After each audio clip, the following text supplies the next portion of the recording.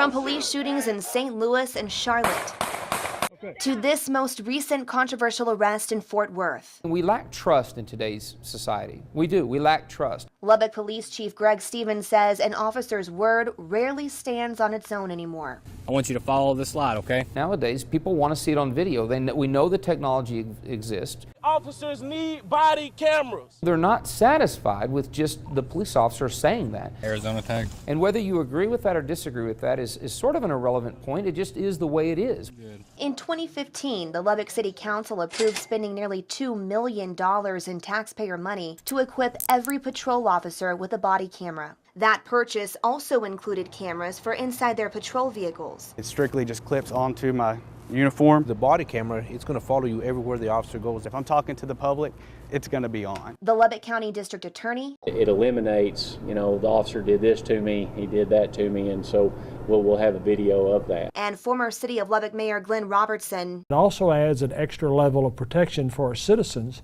It keeps our law enforcement officers aware that everything that's going on is being recorded, and I think it makes for a much more professional environment. Both voiced their support for body cameras. And while current Police Chief Stevens says these cameras are rolling, a recent state law is restricting how much access taxpayers have to the video recorded by the equipment they bought.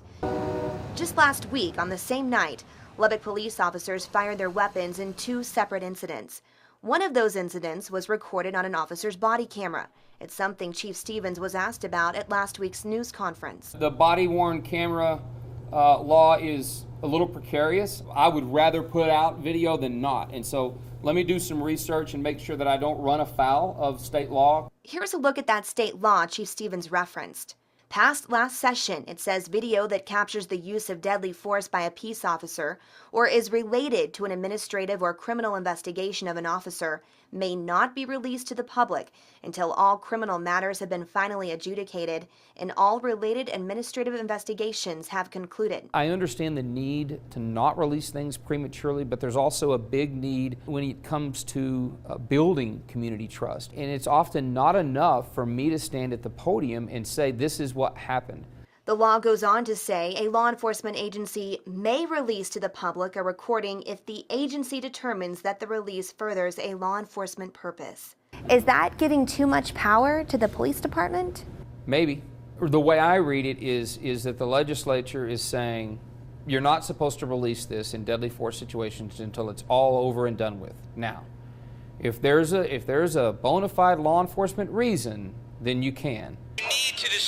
We really haven't found ourselves in situations like other parts of the country where there's really heated conversations about body camera video. But if we were to find ourselves in a situation like that, do you think this law is restricting transparency? I think it can. I think it can. But again, I'm gonna defer back to the relationship that the police department has with the public long before those situations erupt. If we get into that circumstance and it's in the best interest of the particular case and of us as a community at large to not release that video, I hope that we've done enough well ahead of that, and we're certainly striving to, that I'm going to be able to say we can't release it and here's why. And I'm not going to point to the law and blame it on that law.